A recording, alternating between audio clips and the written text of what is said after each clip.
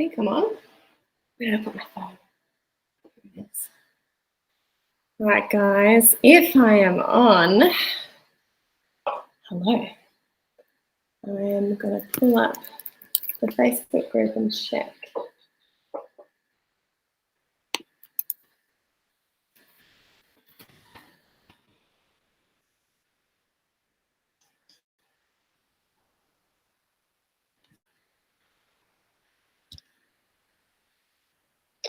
Okay. All right, I am on. Okay, let me come back to the... Hi, Kirsty, I can hear you. How's it going? So I'm going to let you in. Yeah, there you are. Hello. Hello. How do we do this, Kirsty? Every time. Hey guys, if you may not have seen a video with Kirsty and I together before, almost without fail, we choose the same color or even the exact same shirt. It's a little bit beyond ridiculous. I pulled this dress out tonight and I was like, Kirsty's not going to be wearing this tonight. No. She'll wear a shirt of some description. Definitely not. I haven't. All right. It's one of those days, right? I haven't even had a chance to kind of get changed after cooking class today, and then rolling into dinner, and we just literally, it's so exciting. We just had a taste test of our first batch of our Christmas puddings. And so I've seen them around. Yeah, so it's all happening. Like, I don't know, we all just went a bit silly. You've got the Christmas vibe happening already over there at Cultured Wellness, don't you? You've got to go on and have a look, Laini. Mark had a tutu on his head. I've posted it. It's hilarious. Maya's doing, I don't know what's going on, but it was funny. What's in those Christmas puddings anyway, Kirsty? What's in them? I think I'm just stoked that they're all just amazing and they taste so good, and that it's all coming together. So it is a great feeling. Yeah. Now, hello everyone that has jumped on. I currently can't see comments in here. I'm using a different software tonight. You can't see anything. Here we go. Hello. Yes, I can see your words. Facebook user. It just tells me. It doesn't tell me your name. If you can, please can you click the link that's in the description of this post, and then Kirsty and I will be able to see who you are and call you by name. And when you ask your questions, we can actually answer you by name, which just makes the experience a whole lot better. Yeah. Yeah. So this is day 9 of this epic fiber challenge. And can I just say, you guys have absolutely rocked this challenge. The amount of people inputting their 3 actions or 1 to 3 actions today about, what are we going to do moving forward? We've learned this amazing information. We've seen some really practical demos of how we can implement it in our lives, and you guys have just taken it and run. And I'm so excited at what you're putting in those comments about what you're going to be doing moving forward. Have you had a chance to see them today, Kirsty? You've probably been too busy having Christmas pudding. Yeah, well, the puddings. I've been in consults most of today, and then I had a class to run today. But I did actually jump in and have a little look because I just love seeing what's going on, what the vibe. Ooh, hello. Rosie's here. Rosie always loves to make a short appearance, don't you, Rosie? How are you, sweetheart? You good? She can't hear because it's the first time I'm trying these earphones. We had some feedback last time, so I thought I'd pop these in. Yeah. But Rosie, off you go to Daddy Dylan. Yeah, so I've had a really great chance to jump in, and I mean, it's just such a cool challenge because there's nothing better than seeing what happens with sesame seeds to get everyone intrigued and getting everyone fired up, and then seeing that motivating force of what are we going to do next. It's so cool. It is super cool. Everyone's jumping on. Hey there. Wonderful. Hey, Shirley. Hey, Becky. Beautiful. And Julie's there too. Great. I think we are getting both the YouTube comments and the Facebook comments coming through, so that's great. Everything's working perfectly. Yeah. But yes, the Sesame Seed Challenge is a cracker of a way to start, and we've got some questions about that tonight, of course. Yeah. We do have a few questions tonight that have been pre-submitted, but not as many as usual. So if you have questions and you're here live, this is going to be a beautiful opportunity for you to pick Kirsty's brain. It's not every day that you get to sit down with a gut expert and talk about such personal matters that you wouldn't normally just go and chat to the person down the street about. We are not afraid to start talking about poop and hormones and cycles and all sorts of things that are relevant to the topic at hand. And we're so excited to get stuck into it tonight. Yeah, awesome. Now, just before we do that, a little bit of housekeeping. So today, as I said, is day 9. I hope you have just loved everything so far. Tomorrow, though, we still have one of Fibre's 5 superpowers to cover, and it is an awesome one. I know we've covered a lot already, but we do want to listen in tomorrow, and we'll also have a bit of a demo as well as usual. After that, at 1 o'clock daylight savings time, 12 o'clock Brisbane time, where we are, Jordan and I will be heading up to the Whole Food Collective warehouse to do a little bit of a closeout party or a finale party. We're going to give out lots of prizes. We are going to give you your ebook and your binge watch page, because in reality, I know life gets busy, and as much as I would have loved to have everyone stuck to their screen as soon as the video gets released every second day, I know life. I know life's not like that. We do that. That's so crack the whip. So if you've missed videos, we are going to give you an all-access binge watch page for the entire weekend until Monday midnight. And so you'll be able to download your ebook for free until then, and watch the videos for free until then. And also we'll give you a savings code for all those beautiful fiber-rich blends that we've been showing you, that we have just worked so hard to curate and just develop to be super functional and make your intake of fiber a whole lot easier. Now, in addition to that, on Tuesday, Kirsty has put together an awesome bundle of goodies for you guys. We have talked about diversity dough. Now, you would have seen in the charts on day, I forget what day it was on, but we gave you a chart of all the different types of things that you could have for lunch and breakfast and dinner to help you amp up that fiber intake. And on the lunch section, you probably would have seen your eye go to a slice of diversity dough toast with some avocado. The toast itself, one slice of diversity dough has 15 grams of fiber in it. And Kirsty is going to bundle that up, the starter for the diversity dough as well as the premix itself. And Kirsty, can you just remind me, I think you've also thrown in a kefir starter as well. Yes, yeah. So you can start to ferment some of your beautiful vegetables or your fruit. And if you have questions about that, now's the time to ask them tonight about fermenting or anything like that. So that's going to happen on Tuesday. And so we've got lots still to come. And then, of course, we're not going to leave you just alone at the end. Kirsty and I both have great, thriving, like our main Facebook hub for our communities where we gather and we can still stay connected and support each other as well. And, of course, we're already getting emails coming through saying, I feel like after learning what I've learned during the Fibre Challenge, I'm feeling like I've got some gut work to do. What is the next step if I want to investigate and go further with that? And so, of course, Kirsty and her team are professionals in this area, and they have helped our family a lot with that as well. So we can connect you with them as well. So that is the plan. Tonight is Q&A time with Kirsty. Shall we kick it off? Yes, let's do it. Let's do it. So I've got our questions on another screen. I haven't printed it out tonight. So okay. Yeah, great. All good. Okay. That's perfect. You're so used to that. I'm a bit old school still. I print it out and put notes on it. I'm still a little bit old school. That's okay. It's good to be old school in many ways, I must say. So guys, don't be afraid to comment. I'm going to try to keep my eye on the comment thread, but there's also Becky online, who you all know so very well now. Becky has been a superstar supporter, as well as Carly in the group. So thank you for being here tonight, Becky, too. And Becky, if I miss something, please can you pop it on that live document in red, and then I'll be able to see it.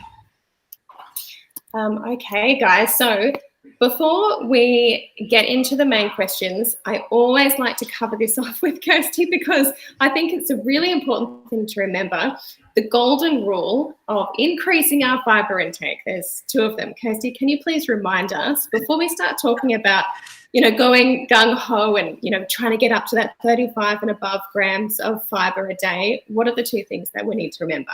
Okay, so the first, I think I've got what you want me to say here. So the first golden rule, of course, is you need to go low and slow. So if you're coming off just, a usual diet, if it's quite low in fibre, it's going to be a big change for your gut microbiome to then suddenly dump a whole heap of fibre in there. So it doesn't mean you're allergic to it. It doesn't mean you're intolerant to it. It doesn't mean that you can't handle it. It's just that you need to grow the new microbes, or you need to grow your existing microbe community so you can actually digest that fibre, you can utilize it, and you can make energy out of it. So that's the number one thing, is to go really, really low and slow. And the other golden rule for me is that if you're going low and slow, but you still think, I should have been able to increase by now. I've got bloating, I've got distension, very well. If those things are happening for you, then we need to test and we need to find out what's going on. So they're my two golden rules. What about you, Laini? Is that the two golden rules you were thinking about? That was spot on, as well as our water intake, which is fresh in our minds because our water intake discussion was only very recently. Yeah. So low and slow, let's remember that water. And when it comes to that investigation, it's super cool. We had two of our kids stool tested just recently, and it was amazing to see on, not paper, on screen, what exactly is going on in there. And so if you are feeling, I remember my dad was saying the other day, my GP says my stomach acid's low, and I know that my digestion's been off for ages, but he's been saying this for probably 5 years. And I'm like, Dad, you should go and get a more in-depth stool test. Come on, Dad. So he still hasn't done it, but I'm working on it. Yes, you go there. Yeah. So no, and we don't have to put up with these sort of unanswered questions or this merry-go-round of investigation as to why is this happening to me? We really don't have to put up with it in today, because there are such wonderful tests that you can find these answers and then have a great direction and treatment plan moving forward. So it's really, really cool. Now, obviously, you check off. You start with all of the beautiful fibres. You start low and slow. You up your water intake. Manage your stresses in your life. All of these sorts of things. And then, if there's that anomaly, it's time to get some answers and get excited about it. So I think that's the most important thing. People get really freaked. What do I? What if I find something? What if something's in there? And I just think, excellent. This is the best thing. I love when we find things in people's stool analysis and we find out they might have a parasite or there might be some overgrowth in there, because then it gives a wonderful validation for why someone is feeling the way that they're feeling. And it can really help so many unexplained answers to, your moods or to pain or anything that's going on. So it's cool. You want to find something going on in there and embrace it, because then you've got information to move forward. So, because I know lots of people, I wouldn't want to know what's going on in my gut. At the risk of repeating myself, because I feel like we just had this conversation a few days ago over in our main community, because we talked about anxiety. Kirsty and I had this interview. Some of you may have been there over at the Whole Food Collective community. And it was all about anxiety. And yes, we did delve into stool tests, and I shared our personal experience of one of our daughters who was suffering with anxiety and was suffering with bloating. And it was a big deal. It was impacting life, day-to-day life, significantly. And when we got that stool test back, I was so excited. Do you remember the phone call I had with you, Kirsty? we were both stoked. I'm like, there's a whole heap going on. This is great. Yes. And so being able to see a solution and being able to see a pathway forward is super exciting. So don't be afraid of it. It's super cool. Yeah. Okay. So getting back to fibre, what we often get asked at this point too is we've said that the target is, 30, 35 grams is a great initial goal to shoot for. It's fantastic. If you can exceed that, then even better. But what about our kids, and what about our teenagers, or what about our big burly men?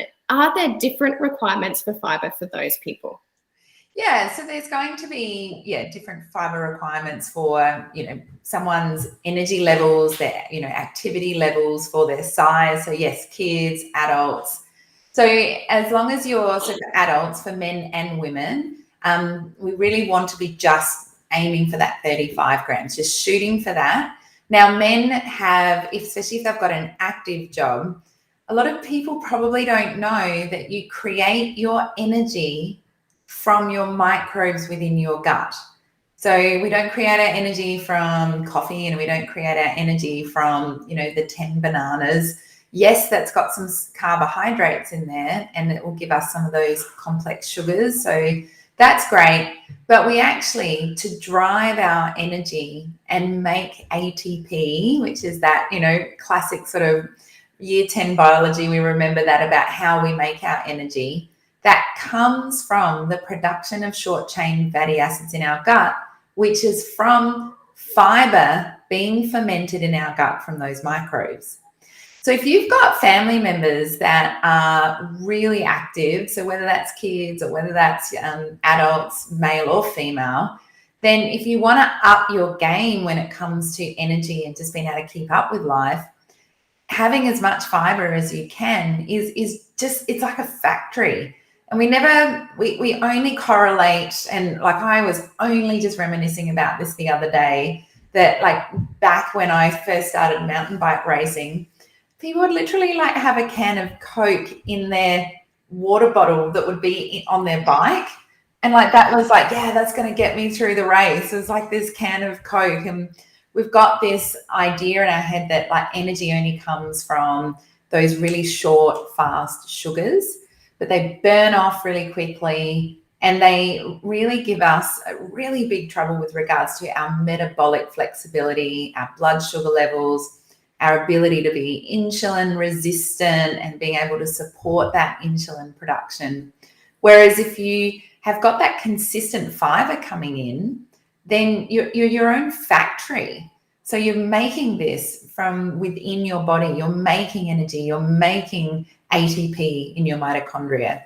So, if you've got an active job, especially if the fellas have got an active job, or you do, the more fibre, the better for creating that energy. So that's really cool. And with the kids, it's quite interesting because fibre is quite satiating. And so you have this really wonderful set point when you're eating really wonderful quality fibre.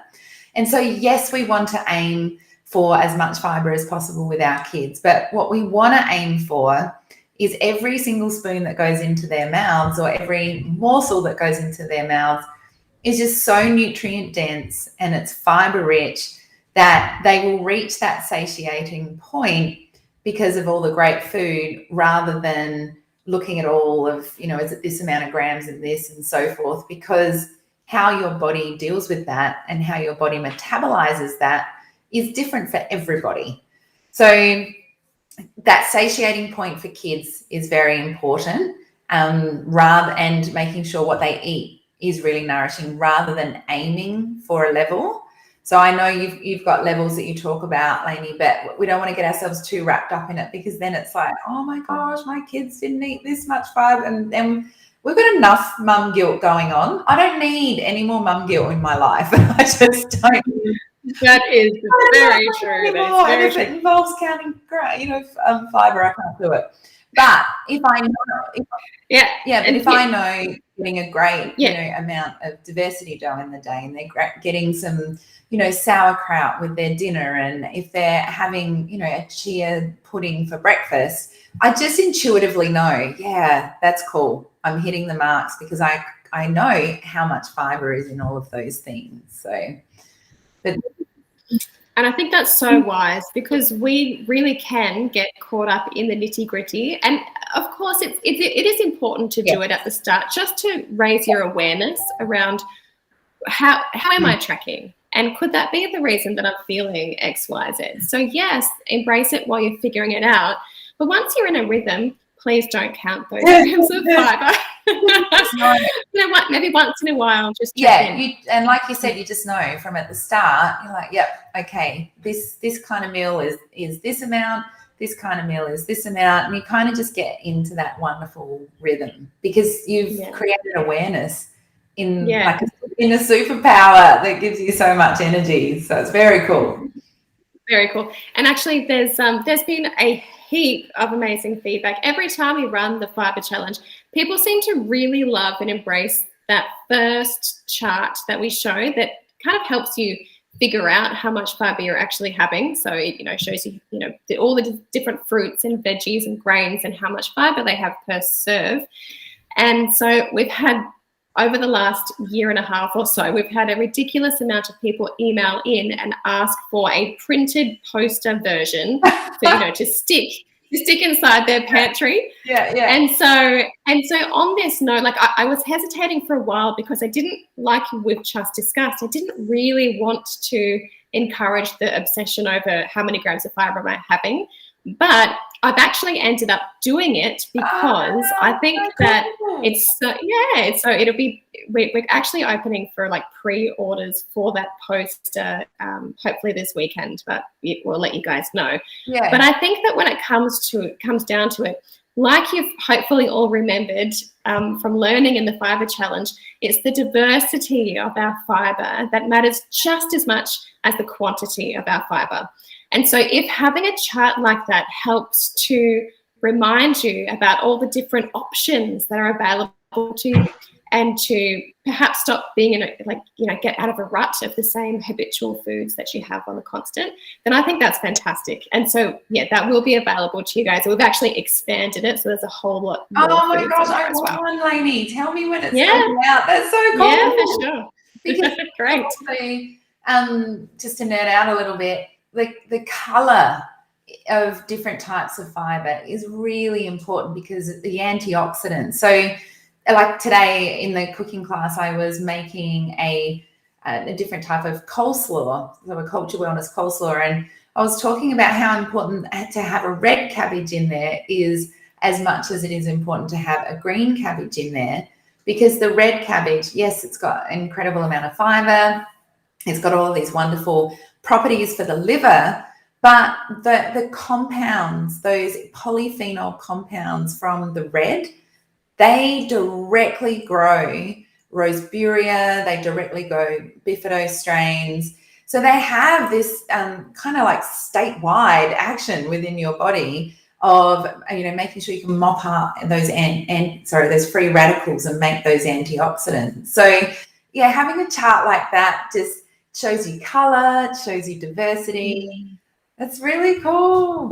Thank you. We are excited. But how cool is that that's another piece of information that I wasn't aware about, these bright colors. I mean, we know about polyphenols, but I did not know that they grow I'm assuming it's when you add your culture with them. Yeah. Yes? Yeah. Well, no, I guess. So if you ferment them. Or when you make sauerkraut. Yes, but also just on their own. So even if they're not fermented, when you break them down, that outside has that polyphenols in them. And so good news, it's also in chocolate and coffee and, in the skins of blueberries. But awesome research about growing very specific strains within your gut that correlate with great health. So anything from supporting diabetes to supporting, fatty liver disease, or also a lot of brain, like cognitive disorders as well. So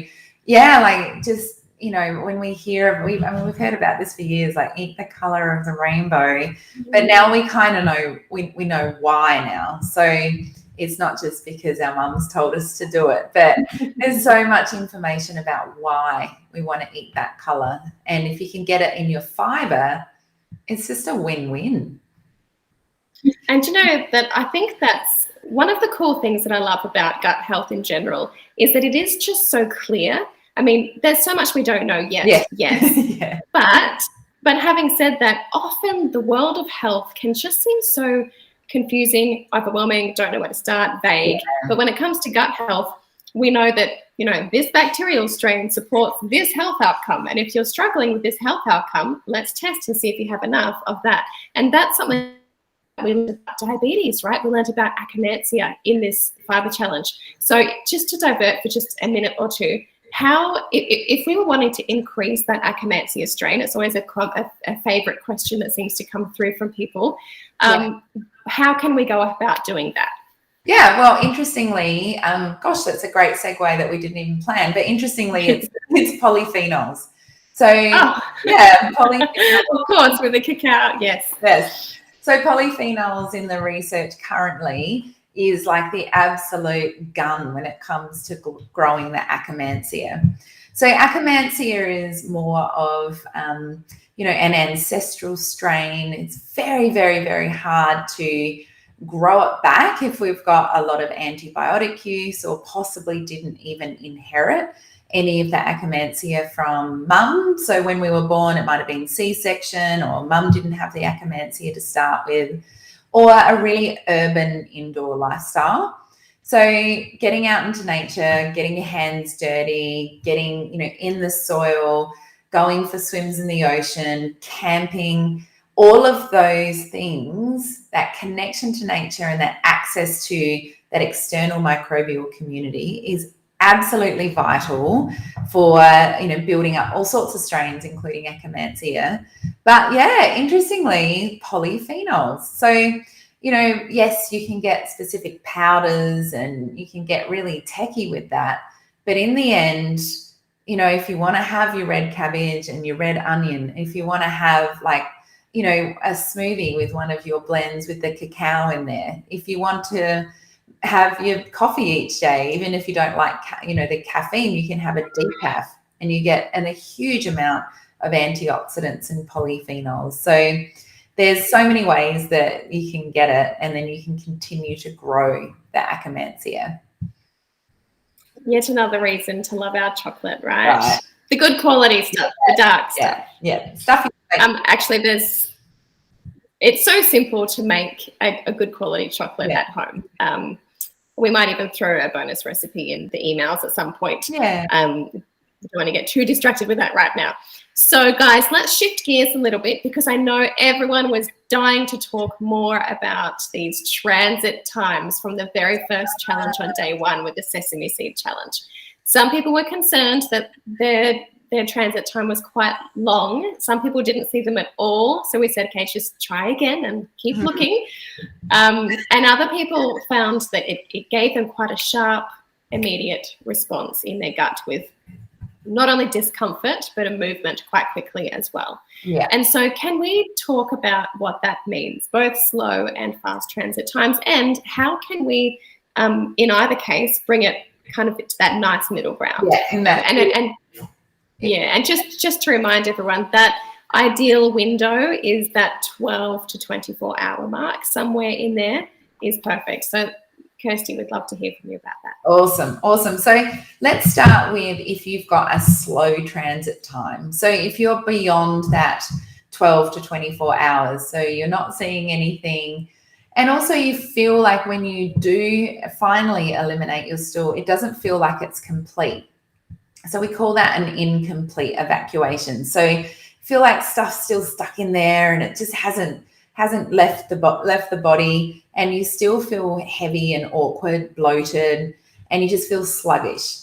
So slow transit time, there's numerous reasons why that's happening. So the first reason is that the body has a lack of serotonin, and serotonin helps to produce and support that peristaltic action that helps to push the stool through.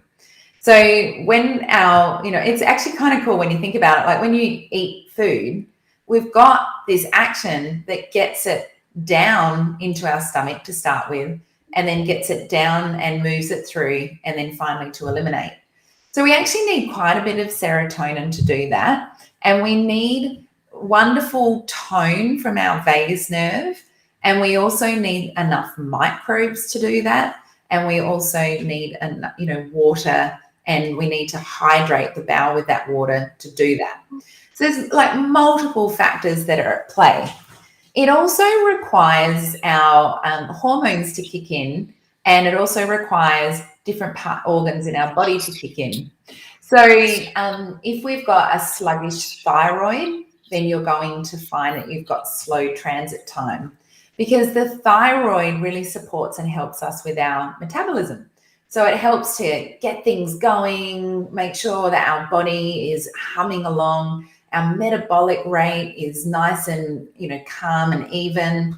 And when our thyroid gets out of balance, everything becomes sluggish and everything kind of just feels dead and stops. So when we've got a slow transit time, number one, we're looking at, firstly, what's going on in our gut. Is our gut producing, because our gut produces serotonin, most of it is made in our gut. So is our gut producing enough serotonin, and is our gut producing the right metabolites to create the peristaltic action, to create that complete evacuation? And then thinking about, how's our thyroid going? Is that supporting it? How's our metabolic rate and our, just our classic metabolic sort of flexibility going? So with that slow transit time as well, if you find that that's constantly happening all the time, then yes, if someone came to see us, I would firstly really, really want to find out the who's who in the zoo. So who's living in their gut and what's going on in there. I'd really, really like to look at stress in that person's life. So within a couple of hours, you can absolutely switch off your whole digestive system from a stress response. It's like, we've talked about this before, but it actually still just blows my mind that, what's going on up in here and our perceived threats, or what we see as dangerous or scary or stressful, it kicks us into an action that stops us from digesting our food. And so the food will just kind of sit there undigested. So that stress response is really important to look at. And I was only doing a live last night, actually, in one of our private Facebook groups for our clients. And we were talking about, because we love to measure things, as you guys know, when we measure our patients' cortisol levels. And it's so interesting to see when there's like a huge spike in cortisol levels, the absolute discomfort in digestion, and all of their digestion and their ability to eliminate, and for their whole GI tract to be inflamed and just completely out of whack and feeling really fatigued and so forth. So the slow transit time is more the body just, I always think of it as it just can't kick in. It's just not making enough. There's not enough nutrients. The hormones are flat. There's not enough of that, neurotransmitters to create the action to move it through. So that would be the slow. The fast transit is just when the body is inflamed. So something's come in and the body has just gone, no, that's a threat. I don't know what to do with this. And so I'm going to cause a big inflammatory response, and I'm just going to shoot it out the other end. And that's incredible how our bodies do that. So our bodies do that if we get salmonella, and we've all been on the toilet in some foreign country when we've picked something up. And, although it's horrible to have it coming out both ends, you sort of think, thank goodness my body has this innate ability to be able to just eliminate, like it wants it out. It doesn't want to have it in there. And so if you've got very fast transit time, your body sees that food, whatever food it is, sees it as something that's going to cause inflammation. And so number one, why is the body viewing it that way? Is it because of stress or what our brain's telling us? Or is the digestive system leaky and inflamed, and we need to cool down that inflammation, and we need to find out why? Is there a dysbiosis? Is there the microbial community is very much swayed one way to more pathogens. And so we really need to hone in and look at things like parasitic activity, looking at overgrowths in things like Klebsiella or Biophilia Wadsworthia and Streptococcus, all of these different overgrowths that can really inflame the body and inflame the gut. So, yeah. Thank you. That's really good explanation. I forgot that I was the host just then. I'm just listening, taking it all in. It's my turn to kick in. Yeah. And I think that information really does, it's going to ring a few bells for people. I just checked a couple minutes ago as you were talking. Narelle has given us a question that I think she might have just found an answer for. When she has chia puddings and when she has that big intake of fibre, she has this her digestive system just didn't cope with it. Yeah. She's wondering if she has stomach aches in the afternoon both times that she's had it, but she loves the taste. Should she just try a smaller amount and go low and slow? Yes. I guess that would be a great place to start. And then also, but sorry, having said that though, she did comment that her fiber's up around 37 grams. And so she's doing really well with that quantity of fiber coming in. Amazing. So perhaps it is time for a bit of investigation. Would that be what you would say at that point? Yeah, absolutely. And I think this is the best way to really think about that low and slow is, number one, we need to be really respectful of our digestive system. We can't just throw it in and expect that it just does it on its own. This sort of whole autonomic nervous system of it just happening without us needing to even address it or think about it. We can't do that. We have to make sure that we create the right environment for our digestive system to be able to extrapolate out of the food that we've eaten the right nutrients and move it through and all of those kinds of things. So we've got to be respectful of that. And there was one other thing that I wanted to say, and it's just completely dropped out of my mind, which never happens. Well, but it was more just that, once we've eaten, we just, it'll come to me. You go. Well, while you're trying to find your thought there, I think that I can sense a quote coming along. We need to respect our digestive systems from Kirsty. I think that's a great little fridge magnet. I love that. We need some respect. Now, before we shift gears again and start talking about some specific gut health questions that people have sent through, I want to just pull one of these questions out from the comments here. And yes, I'm not sure who said this, but yes, we can get you a chocolate recipe. Absolutely. Where's that question gone? She said, okay, how can I replace bone broth? She says, and I think it was gluten with non-animal products to get same nutrients. So I'm not sure about the gluten comment there, but the question there that I can see there is there a non-animal based substitute for bone broth when it comes to looking after our gut for the role that bone broth plays? Yeah. So the reason why we use bone broth to really support that lining of the gut is the glycine and the proline amino acids. So in the bone broth, those amino acids support kind of like plugging up the holes. So and then we've also got the glutamate in that bone broth as well. So very, very specific amino acids. So in non-animal products, it's very hard to get those specific amino acids that we know that support the mucozoid layer, that help to really seal up that gut. But certain things like aloe vera, slippery elm, they're two really wonderful mucozoids that can really go into the gut and cool things down and cool down that fire. We know that marine collagen is really wonderful at supporting that collagen layer, which is the epithelial cells inside the gut. So that can be really beneficial.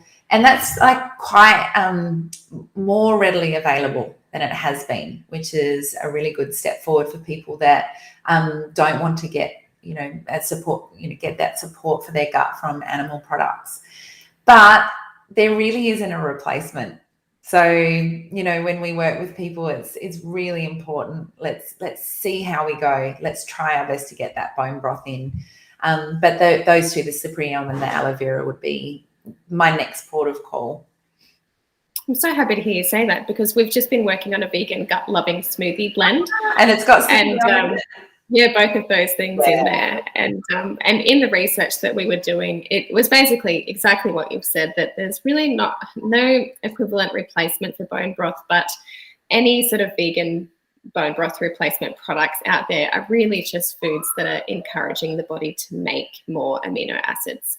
And so, when it comes to that, ideally, yes, grab the bone broth. I'm not a vegan, but at the same time, I don't enjoy animal products. And so I naturally don't gravitate to them. And so it has been a bit of a mental shift for me to start having bone broth. And I have been having it and actually now really enjoy it. Yeah. I can only enjoy it when I put ginger with it. I just get one of those microplanes, those mini graters, and I just put fresh ginger into the mug. And then I use, we sell at the Whole Food Collective these jars of bone broth concentrate. So I just grab a teaspoon of that and then I add some hot water on top of that. Yeah. And I've just been really enjoying it. It's like a savory chicken soup liquid that it just, that's the way that I enjoy it.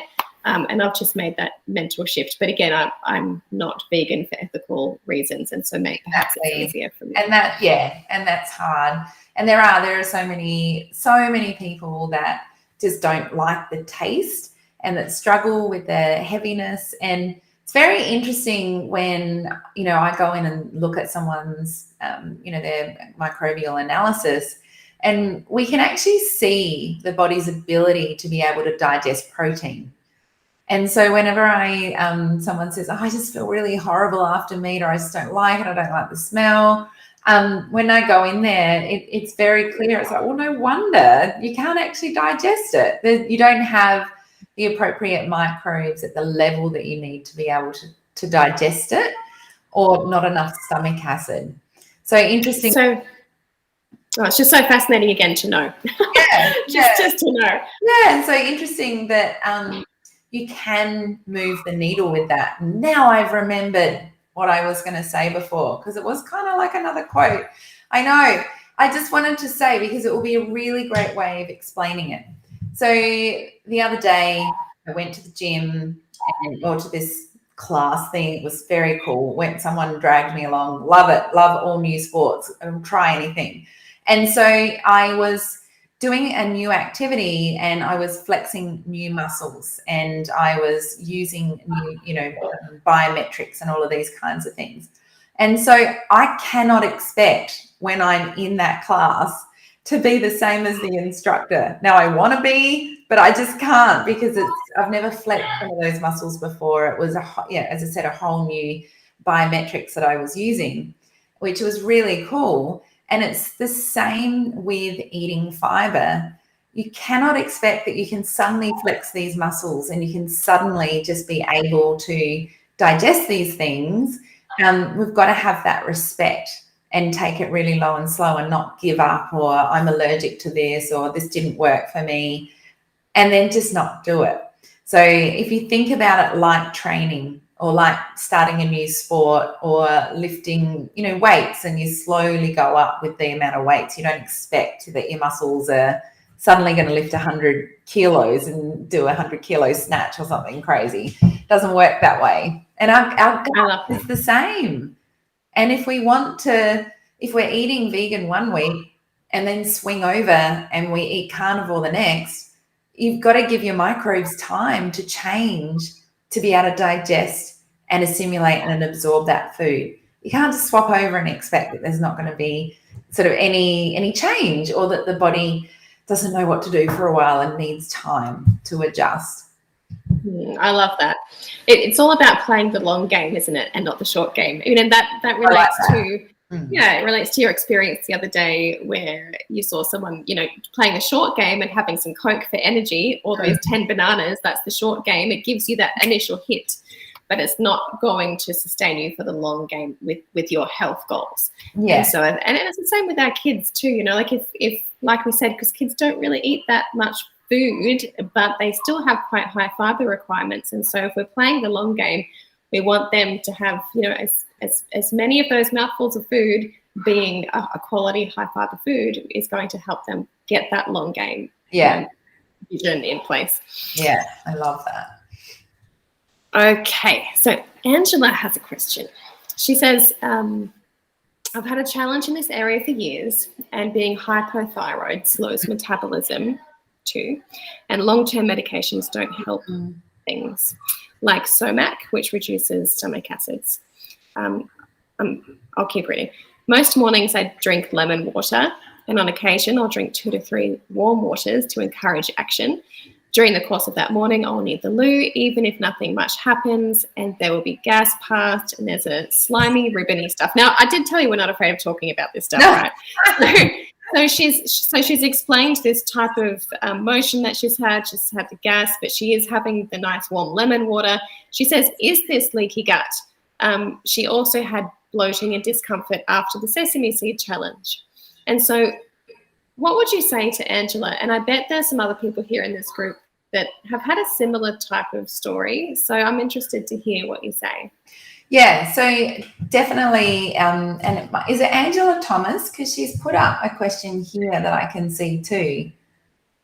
Oh, okay. Might be because she talks about the hypothyroidism. Yeah, might be the same question. So I hope it is that we're covering off the same one. So yeah, so Angela has said, just so that we can marry them together. Yeah. In the comments here, she said hypothyroidism, overweight, and very slow transit time, and just can't feel happy feeling. Oh, Angela.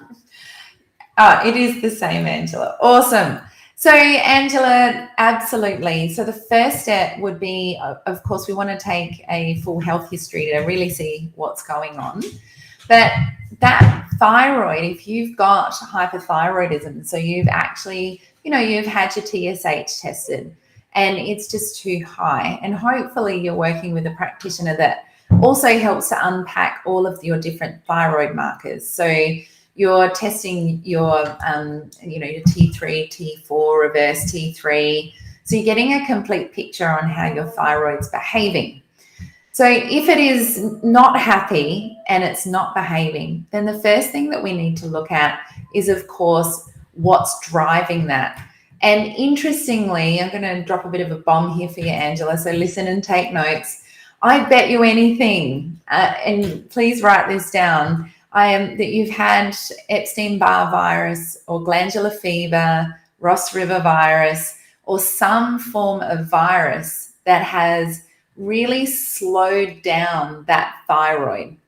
And so when you get these viruses, they slow down your thyroid, they drag out your tyrosine levels that you need for your thyroid, they impact your iodine levels, your zinc levels, your vitamin D levels. So you've got this kind of underlying immune situation going on here, because your body is depleted, it's tired, and it's fighting something. And then when that's happening, when it's fighting something, your immune system is elevated and your body is trying to deal with that. And the last thing that it's going to think about is your digestion.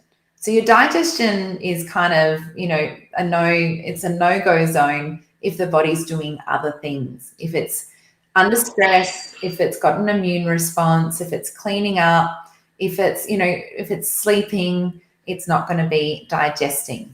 So we want to find out that underlying cause, Angela. So that's a really important thing. So, working with someone that looks at that bigger picture of, okay, what's causing the hypothyroidism? What's going on with that slow transit time? Because, of course, if you've been fighting something, your immune system's down, and if you've got that slow transit time, if this has been happening for like 30 years, which is what, most people really struggle with, it's just this long-term issue, then eventually the microbes in your gut start dying off because they're not getting what they need to grow and to diversify. And so then you start getting the gut problems as well. So it's kind of like this, tiered thing where, then we see people with, then it turns into chronic fatigue and really, really, like you said there, you just can't feel happy because when your gut doesn't work, you can't make those neurotransmitters like serotonin and dopamine that make you feel happy. And there's that real kind of cascade.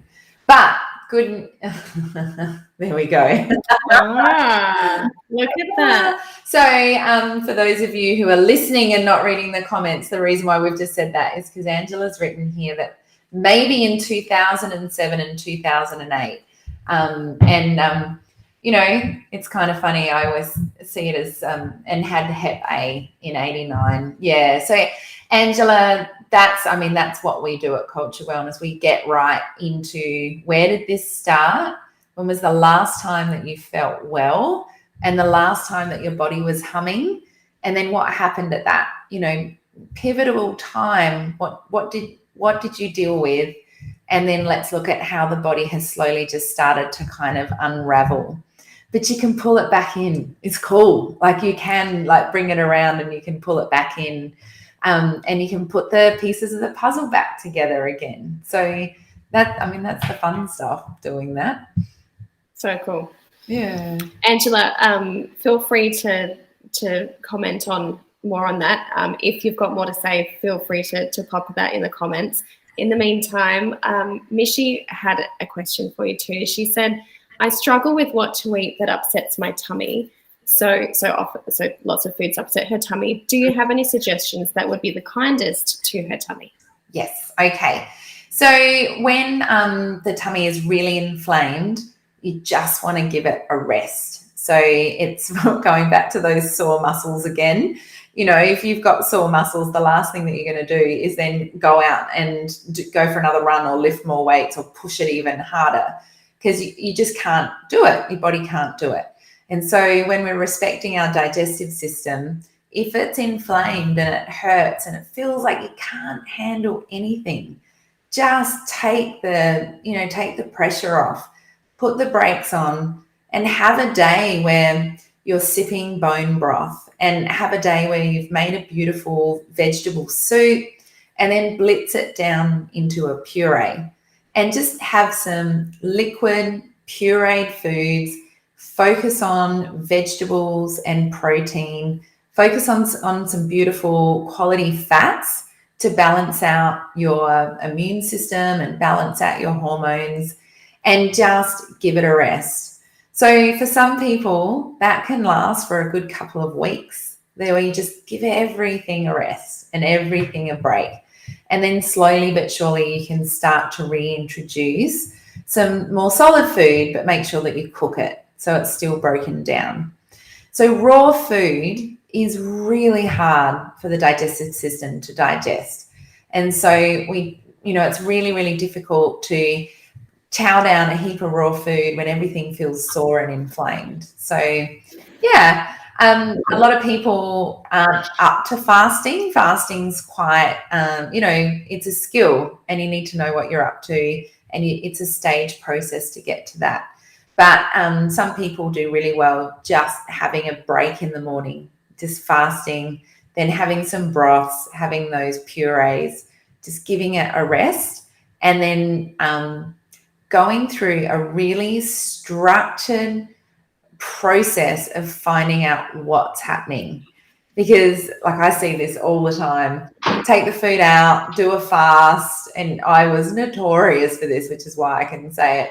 And, just eat one food because I knew that was my safe food. And so, I feel better now. This is great. Like, I've had a week of eating lamb and zucchini. And so, I must be better. And so then I would just go and eat a bag of chips because apparently I was better. Or I would have, just a really inflammatory thing and throw my body right back into that process of being inflamed again. So we've got to go through that systematic approach of, okay, things are feeling pretty good. Let's just try the next step of another beautiful, nourishing food. How am I going to go with that?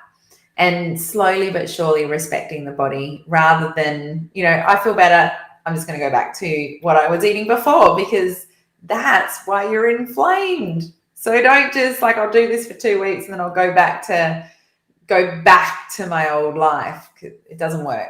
Yeah, old life got you there. It makes complete sense, and I love the wisdom of just common sense, but we don't often think about what is common sense. Common sense is not always common practice, as they say. No, because so it's there was donuts in my life. I think it's a great time to shift to Shirley's question. I'm going to take these out. My ears get very sore with any of these. I feel like my ears are going to blow up on those things. I can still hear you really well. There's the feedback. Oh, okay. I may have to put them back on. See how it goes. Let me know. Yeah, it's gone. There it is again. We'll make it happen. It's fine. Okay. Shirley said, well, what do you suggest for this? She said, if I don't take, Shirley, maybe your question's incomplete. It says, if I don't take one at least every second day, I get a burning sensation in my throat that is very uncomfortable. Is that stomach acid, right? Yeah. Yeah. Okay, so what do you suggest instead of maybe taking PPIs like stomach acid? Yeah, antacids. Maybe that's it. If I don't take one every second day, I get a burning sensation in my throat that is very uncomfortable.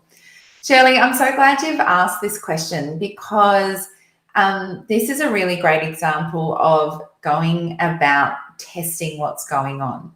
So we know that things like Klebsiella, Prevotella, we know that there's certain types of overgrowths that happen in the small intestine that create a very, very acidic environment. So much more acidic than what we want it to be.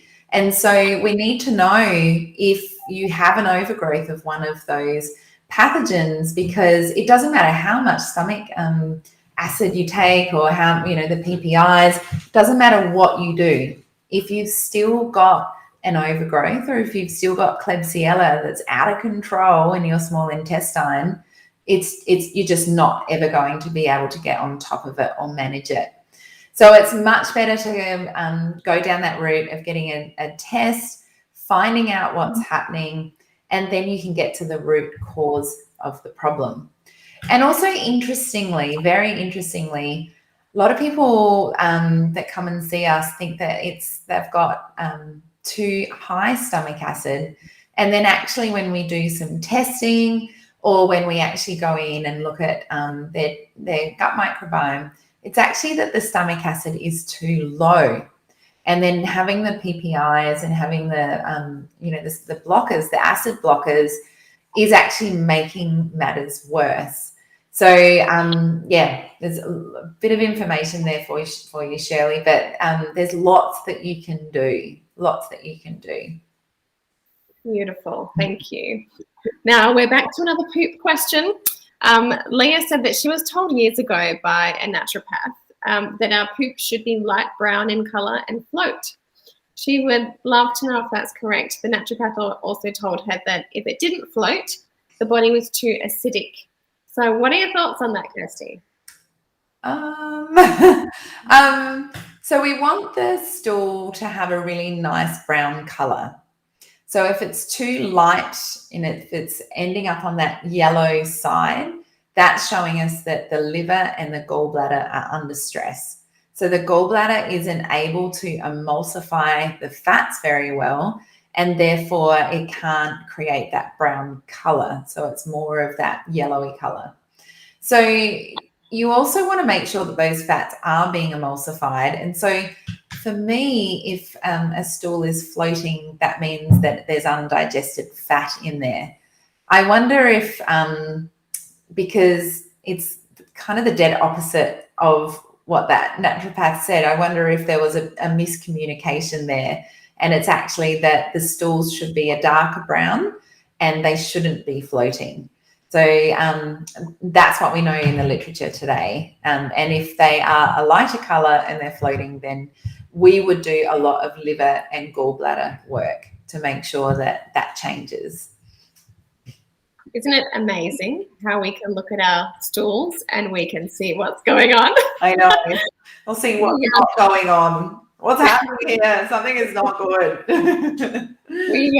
Our kids, particularly our younger kids, our 5-year-old who you met earlier, Rosie, she loves to announce that, Mummy, I've done a poop, come and see. Yeah. And I have to go and examine the poop and we have a look at the colour and we have a look at the shape. And I just love that this has become normal language for her. Whereas for our older kids, oh, no, like I'm not allowed to go and see their poop. And maybe that's an age thing, but at the same time, doing this fibre challenge regularly and, teaching people about the Bristol stool chart, it has brought it into our family as a common vernacular. And so it's really great and fun to get your kids involved. In the email that we sent you with the Bristol stool chart, we gave you I guess an adult version of the Bristol stool chart, but there was also a link to a really fun version for kids. And I can't remember which one that was, but I think it was over to Helen's. Was it to Helen? I was about to say. This is so much fun. Yeah. So is it helenpandarin.com? Is that what it is? Yeah. Pandarin, yeah. Yeah. She has an amazing stool chart there that your kids will absolutely love and you'll love too. And it really brings it to life. Many people choose to print it off and put it on the back of their bathroom door so that it's just a constant reminder to always have a look and just keep it front of mind, because it really is a window into how your health is tracking on the inside. Yeah. Okay, so time has gone along quite quickly tonight. I thought we were going to have plenty of time. We don't have heaps of questions left, because I've also taken any questions that you guys have sent in that are about food or that they're questions that I can answer. I've sort of sectioned them off for Monday when I'll be coming in to do the Q&A about that side of things, so that we can maximize our time with Kirsty tonight. So, Hannah, we've answered your question already about recommended fibre intake for children. Jenny has a pretty straightforward question here. She says, I wonder what the difference is between fibre and dietary fibre. As I had a slice of wholemeal loaf and on the packet it states dietary fibre per serve. Does this count toward the same daily fibre intake?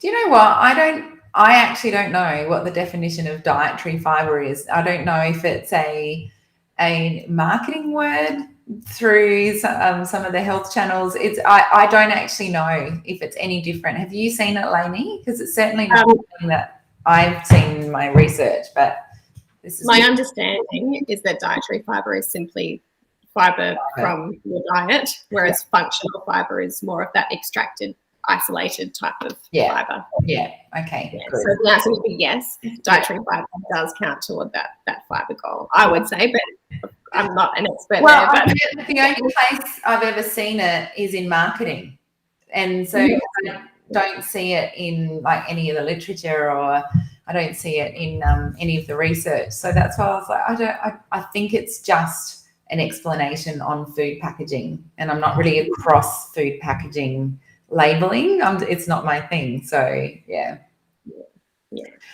Okay. There's a great question from Angela there. Did you want to cover that one? Can you see that one there? Oh yeah, Angela Baker. Yeah. Baker. Okay. Can Kirsty speak to PCOS? What underlying causes could cause this? She's just jumped out. I've never had a good explanation, but I know increasing fibre intake helps to prevent insulin resistance and diabetes, which can develop with PCOS. Take it away. I know you're going to have an answer for this. Yes, this is great. Gabby and I were only just talking about this last night, so this is awesome. Okay, so PCOS, the underlying cause is that the liver literally can't process out the hormones effectively.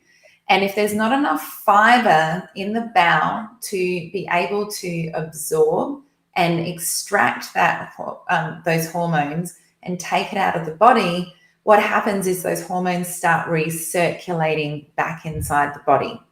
So when there's a PCOS issue, we've got to be looking upstream. What is the liver up to, and what is stressing out the liver, and what's impacting it? Now, there's this horrible, terrible roundabout that goes on with PCOS in the fact that there's a lot of pain, and therefore there's a lot of Nurofen and naproxenic, and there's a lot of medication involved. And so we see this this horrible sort of cycle where the liver's under stress, causing that. But then when we take the pain medication, it puts the liver under more stress, which makes it worse. And then everything just compounds. And these things can go on for years and years and years. You know, they can start when you're 17, 18, and they can be, well into your 40s of struggling with this. So yes, we absolutely need to look at liver function. And in the Microbiome test that we use, the gut analysis test, there's actually a metabolite marker in that test called beta-glucuronidase. And that beta-glucuronidase is a marker for us to see how well are you eliminating from your liver and excreting out your hormones and your medication. So we see all the time when someone comes to us and they've got, hormone imbalances and dysregulation, we see that beta-glucuronidase is just out of the park. And we can see, look, your body and your liver isn't functioning to eliminate those hormones. And so, like you said there, yes, increasing fiber helps, and it prevents, the insulin resistance and diabetes, which are some of those comorbidities. But this is a really cool visual. So hang with me. So you've got your liver. So you make a hormone. They don't evaporate off your head.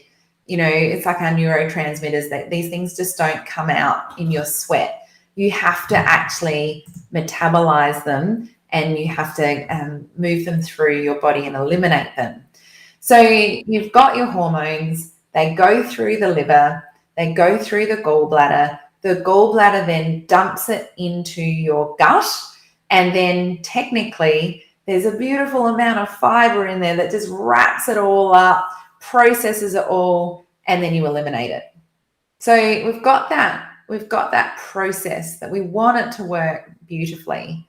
But unfortunately, we've got making too much estrogen, making not enough progesterone, testosterone's really high. There's a dysregulation of that hormone production, and that may be from a lack of good cholesterol or really low zinc or vitamin D, and that dysregulation of hormones. And then if the liver can't handle it, the gallbladder can't handle it, the gut's given up, then everything gets recirculated, and it's just a toxic soup that makes you feel terrible. So it's a great thing, once again, that we sort of manage and help people with all the time, and make sure that we can reset that process again. But that's the long, short version of that one. I knew you'd have a good answer for that one. Yeah. Okay, so we've got. Are you happy to stay for another 20 minutes, Kirsty? Yeah. I scrolled down the page and I saw Becky's red questions, and there's quite a few there. So let's do rapid fire. Okay. And we'll do some sharp answers to things. So Judy has a question. I know that the starch factor changes in a potato depending on how you cook it. Yeah. Is it the same for a sweet potato? Is any method of cooking sweet potato okay for the end result of wanting that beautiful resistant starch? Awesome.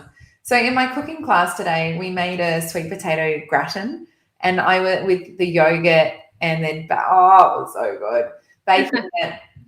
But I was only just saying today that if you cook that and then you cool it, and if you cool it for over 12 hours, so 24 hours is what the research is showing as being that sweet spot, then it creates that resistant starch. And so the resistant starch is the molecules of starch that help to support our insulin and help to blunt that big glucose response that we get from eating sweet potato.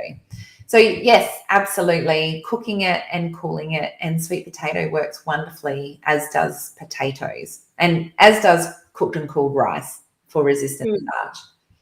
And so what about steaming versus boiling versus baking? Are there any differences there? I mean, in terms of resistant starch rather than nutrients? So really great question. Whenever I've read in the literature about resistant starch, it's been the absorption method that they have used. Haven't seen it with baking, but I know that it's still by cooking it and cooling it, it's going to create that starch molecule. So I don't think it will change that much. It may a little bit, but not much. Might be splitting hairs, yeah. Okay. Well, that's good to know. Okay, Catherine says, how long does it take? You can reheat it after it's been cooked and cooled, so it will retain that starch molecule. Yes, and would it be fair to say that it's best to reheat gently? Yeah. Oh, yeah. Not Yeah. microwave. Don't microwave or fry or, really fry it up or something. Okay. Catherine said, how long does it take to get regular bowel movements after starting more fibre and water? I'm only regular this week if having a laxative at night as well. What do I do if bowels are still slow?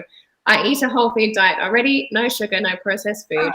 I have started Culture Wellness yogurt daily and also have the kefir fermenting at the moment. Catherine, you are doing so many fantastic things already. I'm interested in what Kirsty was saying. That's awesome. So well done, Catherine. You made so many great changes. Laxatives are quite inflammatory to the gut. And so the first step to get back to a regular bowel movement on a daily basis is to wean off those laxatives. So once you come off the laxatives, there will be a time where your body and your microbes are readjusting and the inflammation calms down. So, give it a couple of days just to make sure that settles down. And then if you aren't getting regular bowel movements and it hasn't settled down, even though you've got all these wonderful changes, then make sure that you reduce the sugar down somewhat. So even fruit sugars and fructose sugars. So once that's happened, if that still doesn't fix it, add in more beautiful quality fats. So the fats will stimulate that gallbladder and get that process going. So that can be really helpful. And if that's not working, then we need to go in and then have a good look at what's happening in there. So we would do, I would suggest doing a test to make sure you know what's going on. But there's still some great steps for you to try. Great, thank you. Jordana, I know you've got a bunch of questions there that have been sent through earlier. A lot of them I'll be able to answer on Monday. So in the interest of time, I'm going to skip tonight, but I'll get back to you on Monday. Fleur says, does increasing your daily fibre intake help with perimenopausal symptoms? Can a high fibre diet prevent perimenopausal symptoms? Sorry, I can't make the live call, but she'll watch the replay. Okay, cool. Yes.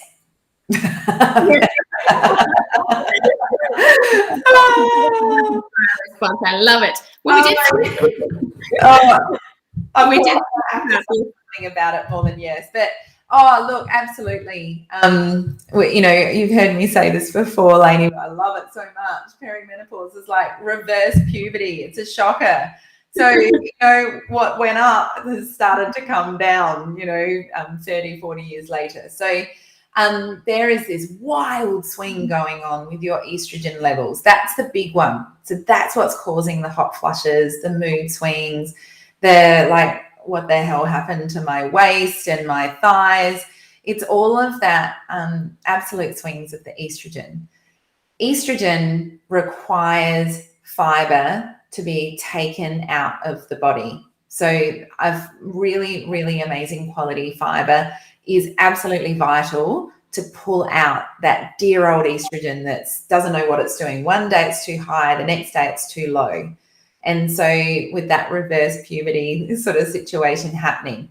So fiber will really, really help. The other thing is that you go through those perimenopausal changes when there's not enough progesterone to support our body and to level us out. So we want to be constantly thinking about how can we make progesterone. And so we make that from cholesterol and we make that from good quality fats. And so we need to make sure that our gut's humming along nicely so it can make the short chain fatty acids, can break down that cholesterol and that good quality fats, and it can start that cascade little factory of making all of our different hormones. So yes, it makes the world of difference, and it will be the difference. Your gut and your body's ability to be able to detoxify and your stress levels will be the difference between balancing and riding through perimenopausal fine and just being the complete Fruit Loop that all of our dear mums were like a generation ago. So my poor mum, it was a shocker. Oh. I love the reverse puberty analogy too. It's really cool. And I think it's just so unfair. Like, Noah's going through puberty and I'm going through reverse puberty. Like, what is cool about that? nothing cool about that. So, and it sounds like for Fleur, if we're after that fibre and we're after those good fats to help that estrogen along to remove it out of our body, it sounds like chia puddings with coconut milk, that combination we spoke about already. Let's just go back to that. That's a great example of something that you can incorporate on the regular to help with that. And would it be fair to say some scrambled eggs would help with moving this along too? Yeah. So, and vitamin D, can't talk about that enough at the moment. We need to really make sure currently in this environment and this landscape with everything that's happening, we need to know what our vitamin D levels are, and we need to know that they're optimal for our immune response, but also can't make hormones without vitamin D. And so eggs, they're just great. They've just got so many of those resources that we need to be able to make all of these nutrients, and especially vitamin D and zinc and choline and all those sorts of things. Beautiful. Julie has asked, I think, Julie, we've actually spoken about that floaty poo tonight, so we can skip that one. Yeah. Tracy, she has friends with gluten intolerance and also Hashimoto's disease. Mm-hmm. What can she keep on hand at her house for when her friends come over? Okay. So do not fall down the trap of just buying gluten-free food for them. I've seen people go gluten-free and they weren't really that sick beforehand, but they found out they had celiacs. They went gluten-free, eating the gluten-free packet food that we get in the health food aisle at the supermarket. I always find that funny, Laini. If they call that the health food aisle, then what is the other aisle? What is everything else? We say almost every time I go to Woolies, I have that thought. I don't get it. Anyway, so what were we saying? You said don't fall into the trap of buying just the gluten-free packet food. No, because it's just full of horrible starches and horrible sugars and preservatives and so forth. So there, when someone comes over, everyone's got a carrot on hand, everyone's got cucumbers on hand. You can make a beautiful fermented cashew cheese, have some olives there. Within 2 seconds, you've got the most beautiful platter ready to go that you have in your fridge anyway. Like, they're the kind of go-tos that you've always kind of got in your fridge. So that can be a really great start. And then also there's so many different amazing recipes now that are just really whole foods, and you may swap out with some almond meal. You can use cassava flour. Obviously, like, there's so many cultured wellness recipes that are all gluten-free in the Guttalicious book, or little, beautiful. Yeah, I know. Just to interrupt, I left my Guttalicious recipe book at an appointment. I was waiting for my daughter at an appointment for about an hour, and I was flicking through to sort of choose some recipes. I left it there in the waiting room. And they closed for like 4 days, and I was beside myself, and I called them and said, "Do you have it?" And she said, "Oh, that beautiful book, that's yours?" I'm like, "Yes, I need it back." So it's a beautiful book, and it was living off it for the last few months. Yeah, classic. Yeah. So in there's, crackers, and there's all sorts of things that you can cook in there. But I know that we want to host our friends, and we want everyone to feel so welcome, and we want to do our best for everyone. But like just a whole foods platter, some nuts, some, from cashew cheese that you can make, or have some hummus there, have some carrots, cucumbers, olives, and you're off. Anchovies, some really beautiful quality meats of some description, and it's just really easy. You don't have to go out and get anything extra. I like that simple approach. Robin has said she's often itchy and mostly on her arms. Does digestive problems have something to do with this? I'm intrigued. Yes. So the itchiness, 2 things that I would flag there. Number 1 is I would flag heavy metals. So often when we see itchiness in the arms, there's too many heavy metals in the body. So mercury, nickel, aluminium, all sorts of different types of heavy metals that we're exposed to that our body isn't excreting. So for some reason or another, our liver and our detoxification process can't handle it. So that would be a reason. Also, we have our lymph nodes up here, and if we're sitting all day long typing, we're not moving our lymphatic system at all. And our lymphatic system only works when we move. So the rest of our body works on this kind of, autonomic layer where you don't really have to think about it. You just breathe, and you don't have to think about it. You just get up and walk. Whereas the lymphatic system, for it to do its job, we have to action that. We have to activate that. And most of us have really sedentary upper bodies. We don't do a lot with our upper bodies anymore because we are just typing, scrolling, texting. So you might find that your lymphatic system is very, very sluggish, and you might have a sedentary upper body. So you don't have to, go out and lift weights or anything. Just actioning something silly is going to move that lymphatic system. So, and also itchiness is we look straight to the liver for that. And so the liver and the detoxification system is under the pump. And it will be under the pump because your gut is out of whack. You've got, probably a leaky gut with big protein molecules leaking through. The lymphatic system can't process it. The gut can't process it. And therefore the immune system creates that itchiness. So all of them. Yeah. I loved listening to that. That was so insightful. Everyone's going to go and do handstands now, hopefully, or get on. It's so true. Since I don't have the little guys at home anymore, I'm not picking toddlers up off the floor. Yeah, right. I would agree that I'm probably more sedentary on that upper body. So that's quite a common. I'm sure it's quite common. Lynn said, "Is it possible to eat too much fibre?" What I mean is that would too much fibre impede the absorption of other nutrients? I'm learning about so many interesting fibre-rich foods that I might get a bit carried away. Lynn, your body will tell you if you're eating too much fibre. So you will. As I said before, fibre has this wonderful satiating point. So you just won't feel like it. You'll feel full, which is great.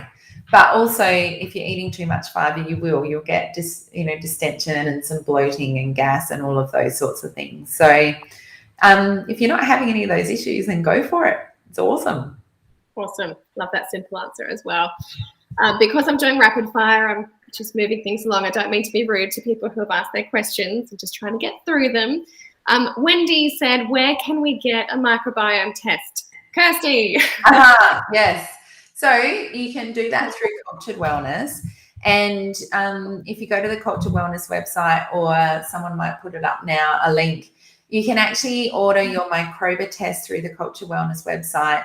It's very important that you have a consult, obviously, to know what that test means. So you can go onto the Cultured Wellness website and you can order your test plus your consult to go through your results. You can do it all on the website there. So we use the microbiome. So it's really is just the coolest thing I've ever seen. It's this wonderful metagenomic testing. It's got amazing resolution. So you're going to have a look at parasites, and you're going to have a look at overgrowths. You're going to see the good guys in there, and all of these metabolites that I've been talking about. So that beta-glucuronidase, you're going to be looking at if you're making neurotransmitters like GABA, which is our incredible kind of, calming of the nervous system neurotransmitter. It helps us feel nice and balanced. We want to learn all of these things about our body. So on the website, thank you. The link's there. Thank you, Becky. So the link's there. Just go on in, order it. It comes directly to you, which is very cool. You do it at home, you send it directly back again. So you don't need to go through the GP. You don't need to see a specialist. You can do it all from home. Makes it really easy to do.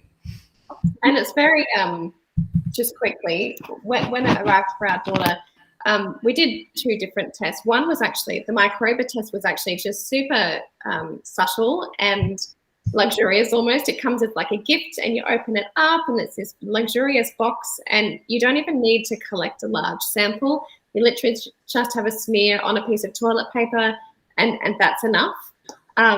Whereas the other one that we had specific needs for our other daughter, it was a bit of a collection. But the Microbiome seems to be the go-to. And that's, it's really lovely experience. There's nothing to be afraid of. Yeah, no, it's great. And the fact that you don't have to go and search out, a GP and who's going to understand that I want an analysis, a gut analysis. It's great. It's a really great step forward for people to be really empowered to look after their health and to understand what's going on with their health and being able to take responsibility for your own care and advocate for yourself. It's a wonderful step forward. It's very empowering when you can figure it out and you can actually make a difference. And I felt that with our daughter. It was just like I didn't know how to help her get the stool test back, and suddenly you know how to help her. Yeah, very cool. It's so simple. Yeah, very good. Yeah. Judy, I'm going to skip your question about green banana flour. I'll get to that on Monday when I do my Q&A on food. Wendy, looks amazing and so many benefits in one meal. Is there a vegetarian option that replaces gelatin? Okay, I feel like we've covered that one. Thanks, Wendy. Sorry about that. Julie, with having fibre-rich smoothies, will this be enough along with water and walking to make a good poo, or do I still need to have a meal, e.g. salad, roughage, etc.? Mm-hmm. I'd love to hear what you say about this, Kirsty. I've got experience from the thousands of people who have done the smoothie challenge in my own family, but what are you going to say about that? Yeah. So probably the first thing is when you're drinking a smoothie, you really need to chew that smoothie. So probably not best to have it through a straw, even though for kids that's a good place to start, just to get them excited and get them involved. But the first thing is to make sure you're chewing that smoothie. So if you're chewing a smoothie, you're going to be extrapolating the nutrients, and therefore you're going to have that great digestive system and support the stool. The next thing is that in a smoothie, there's not really a great opportunity to have that animal protein or to have that protein that's got those amino acids in it. So you can add a collagen to that, which is great, but you also need other nutrients that's in the animal proteins to support you. So getting a bit of diversity with the protein would be important, unless you want to put a raw egg yolk in the smoothie, which some people do. I'm sure Arnold Schwarzenegger made that call at some point in his life, but Jordan used to put a ton of eggs in his smoothie, and I just couldn't stomach it.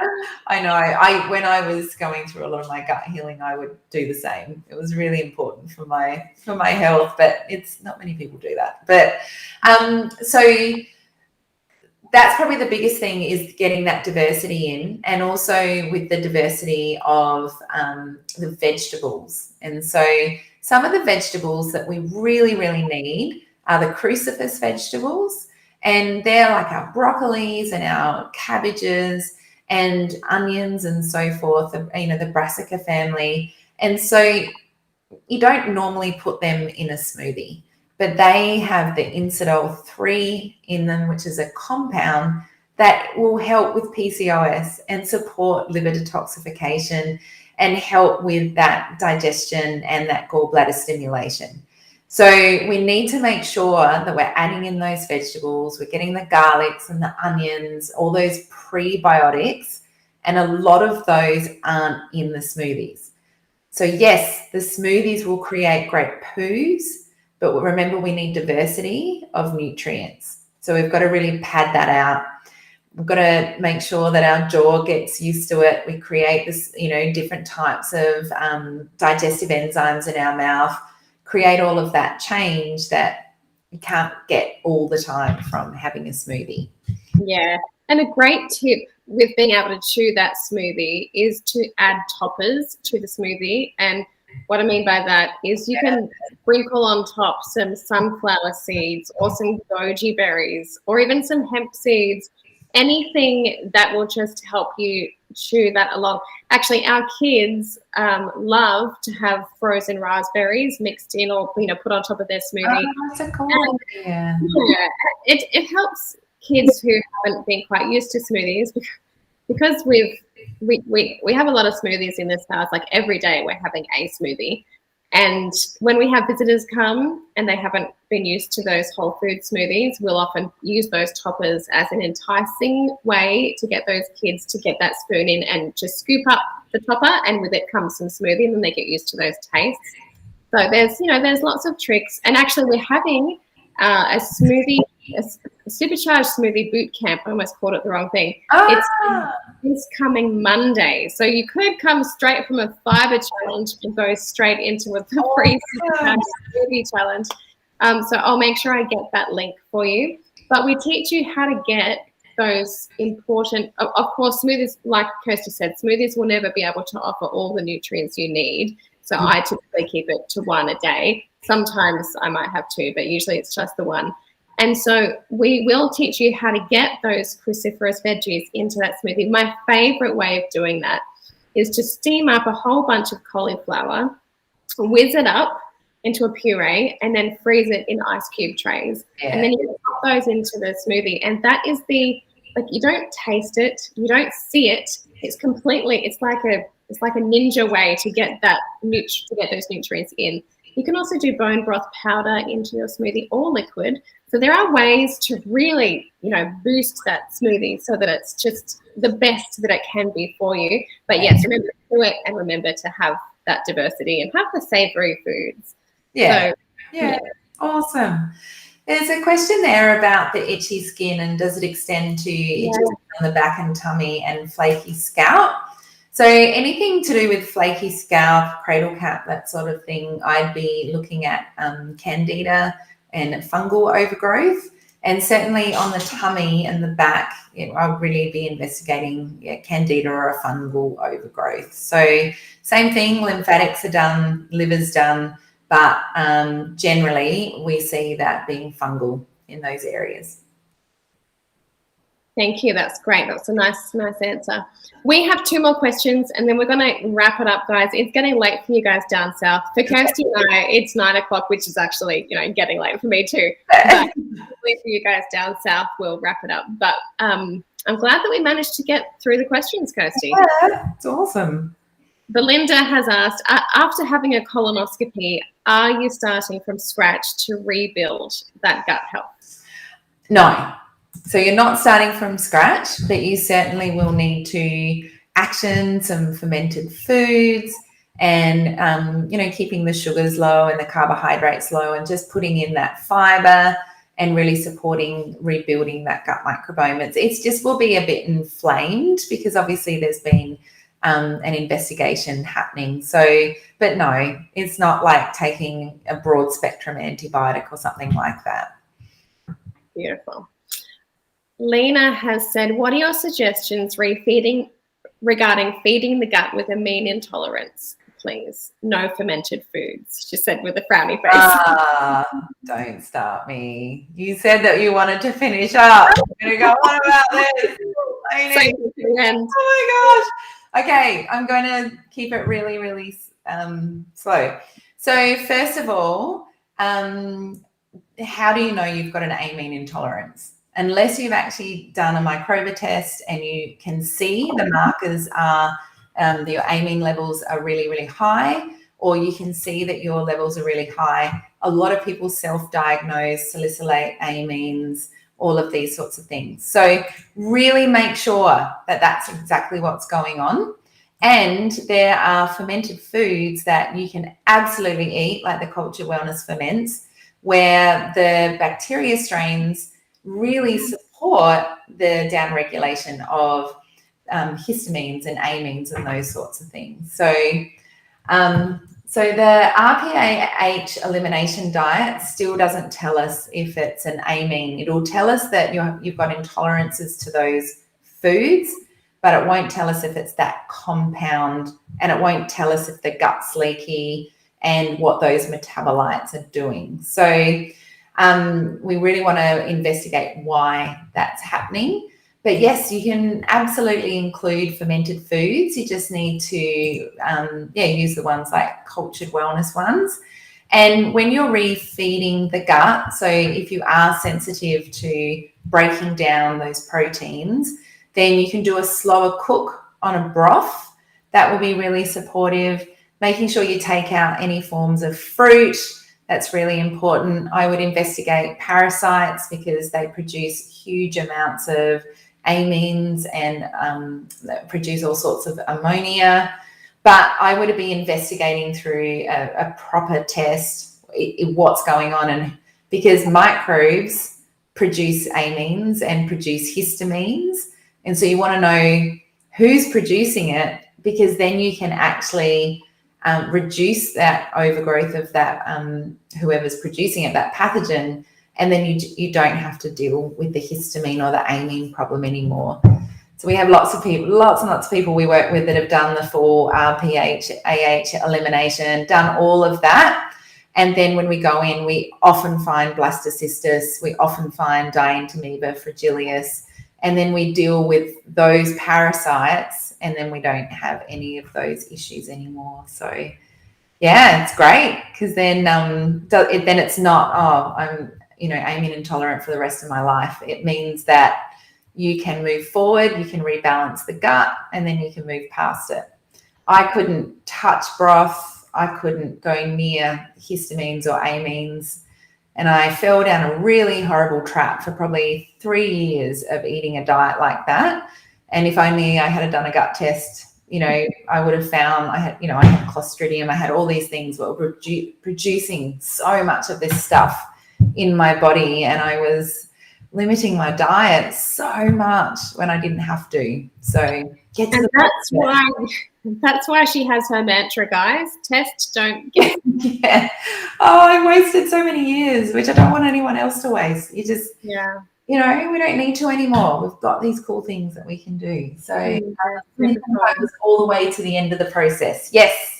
Awesome. You're not. There's so many more cool things you can do. So and none of us are, right? None of us have. I mean, you still get a gut test every 6 months or so, don't you? Yeah, hormone test, gut test, always navigating something that my kids have brought home from that bloody water park in Coolum. Like, there's always something that we navigate, and just going through stressful times, we're always going to navigate our health. It's not, it's not this kind of enlightened space. We're always working on it and always finding out more, and our bodies are always changing. So, it's a movement in time rather than this epitome that we need to get to.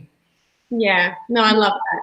And it's not always a reflection on your lifestyle choices. To be honest, sometimes, often it can be, right? But it's not always. I mean, like you just mentioned there, that your kids go to the water park and they bring home something. You go swim at a creek and you might get a parasite.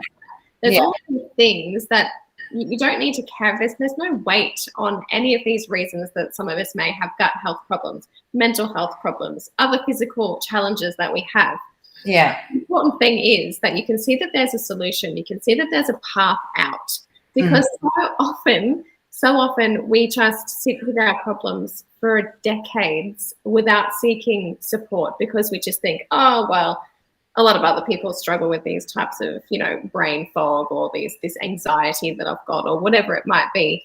But like Kirsty said, like, she wished that she had investigated earlier. And, I'm now in that position with my family too, where I'm lucky enough to have connected with Kirsty and having these conversations so regularly that it's front of mind.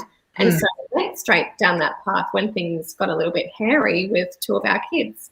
And so we can go and find solutions. And so I'm just so excited that we can, bring this message to more people. And I hope that this Fibre challenge has just been such a beautiful contribution to your life and your knowledge base, and the things that you'll be able to implement into your life, because this challenge has been so implementable. There's been such fun challenges that you'll be able to keep on putting into your life for years to come.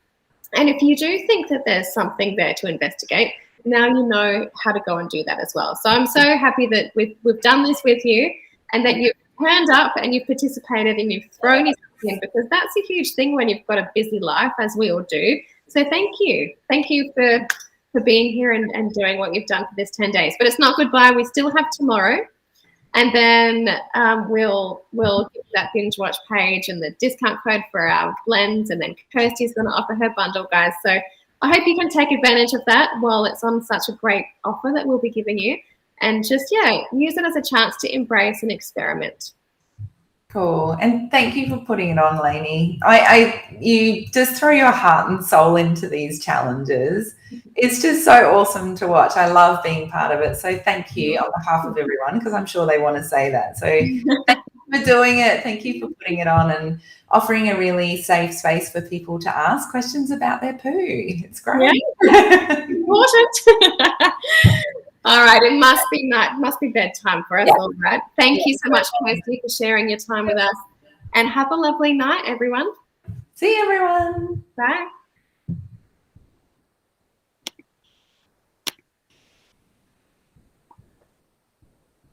It looks like we're still going. Did that not work? Let's hit stop again.